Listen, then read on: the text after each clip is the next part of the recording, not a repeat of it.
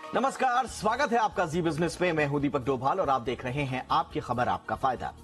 हफ्ते में 4 दिन काम 3 दिन आराम, ये बात किसी भी नौकरी पेशा वाले को रोमांचित कर सकती है, खासतौर से मंडे को।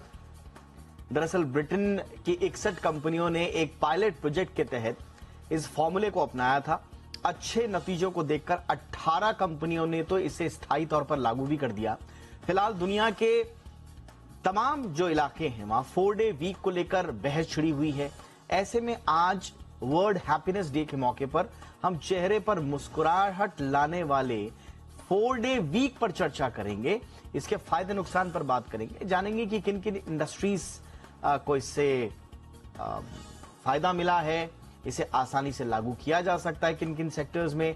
साथ ही भारत में इसकी संभावनाओं पर करेंगे एक्सपर्ट से बात। लेकिन सबसे पहले देखिए ये दिलचस्प रिपोर्ट, लौट रहे हैं बहुत ही खास मेहमानों के साथ।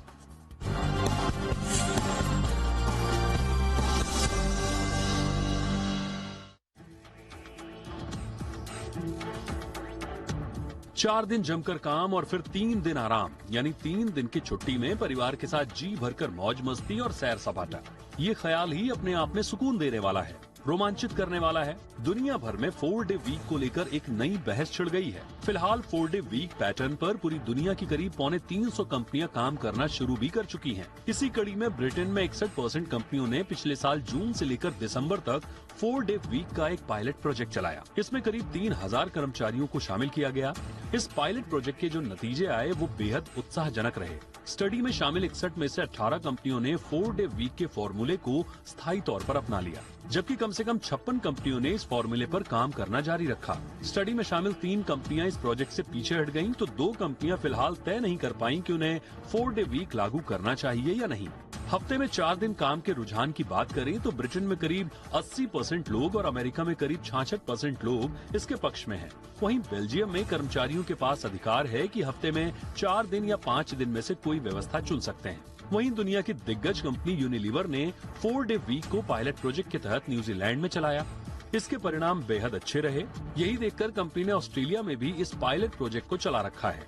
इसके फायदे की बात करें, स्टडी में कुछ कंपनियों ने पाया कि छोटे शेड्यूल में काम करने से एक तो कर्मचारियों ने हेल्दी और खुशहाल महसूस किया। कई कंपनियों ने पाया कि इस व्यवस्था से उनके रेवेन्यू में बढ़ोतरी हुई है। कर्मचारियों की अनुपस्थिति में भी 34% की गिरावट आई है। कर्मचारियों के तनाव में कमी आई है। उनका टाइम मैनेजमेंट बेहतर हुआ है। कंपनियों की लागत में खर्च में कमी के साथ ट्रांसपोर्टेशन में भी कमी आने से प्रदूषण कम हुआ है।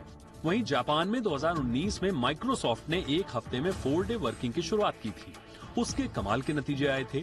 इससे प्रोडक्टिविटी तो बढ़ी ही, साथ ही उनकी बिजली की खपत 23% कम हो गई और प्रिंटर पेपर की खपत में करीब 60% की कमी आई। इसके नुकसान की बात करें तो ये फॉर्मूला खासकर सर्विस और मैन्युफैक्चरिंग सेक्टर से जुड़ी कंपनियों के लिए चुनौती साबित हो सकता है, जिसका काम राउंड द क्लॉक चलता है। इससे इनके कारोबार पर बुरा असर पड़ने की आशंका रहती है, क्योंकि नए पैटर्न पर काम करने के लिए इन्हें नई भर्तियां करनी पड़ेंगी, जो उनके लिए महंगा साबित होगा। फिलहाल भारत में 4 डे वीक को लेकर कोई स्टडी सामने नहीं आई है, जिससे काम के साथ रेवेन्यू और प्रोडक्टिविटी बढ़ने के प्रमाण मिल सके।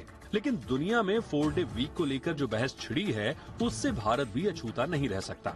आने वाले दिनों में मल्टीनेशनल कंपनियां यहाँ भी 4 डे वीक को लेकर ट्रायल शुरू कर सकती है, लेकिन कब, इसे लेकर इंतजार करना होगा। ब्यूरो रिपोर्ट, जी मीडिया।